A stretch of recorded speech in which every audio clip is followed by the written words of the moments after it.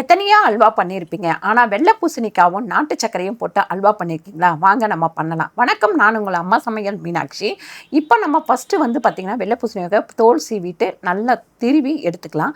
3 kilo அளவு நான் எடுத்திருக்கேன். அது வதங்கி வரும்போது நமக்கு 3/4 கிலோ தான் வரும். நல்ல ஒரு வதக்கிட்டு அதுக்கப்புறம் கார்ன்ஃப்ளவர் மாவை 2 ஸ்பூன் போட்டு மறுபடியும் நல்லா வதக்குவோம்.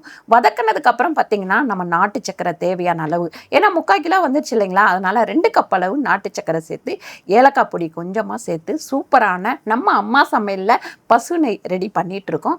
அந்த நெய் ஊற்றி பண்ணும்போது ரொம்ப சூப்பராக இருக்கும். எப்பவுமே ஸ்வீட்டு அப்படின்னாலே நமக்கு நெய் தான் விசேஷம். அதில் நம்ம நெய் ஊற்றி நல்லா முந்திரி, அதுக்கப்புறம் பார்த்திங்கன்னா பூசணி விதை, இது ரெண்டுத்தையும் நல்லா பொரித்து அதில் கொட்டி ஒரு கிண்டி எடுத்தோம்னா சூப்பரான ஒரு அல்வா நமக்கு கிடைக்கும். அதுவும் அந்த நெய் ஊற்றி பண்ணும்போது பார்த்திங்கன்னா அவ்வளோ மனமாக இருக்கும். இந்த நெய் வேணுன்றவங்க வெப்சைட்டில் செக் பண்ணி பாருங்கள், உங்களுக்கு பசு நெய் கிடைக்கும். இந்த பூசணிக்காய் அல்வாவை வீட்டில் ட்ரை பண்ணிவிட்டு நீங்கள் எப்படி இருக்குன்னு சொல்லிட்டு கீழே கமெண்ட் பண்ணுவேன். கண்டிப்பாக ட்ரை பண்ணி பாருங்கள்.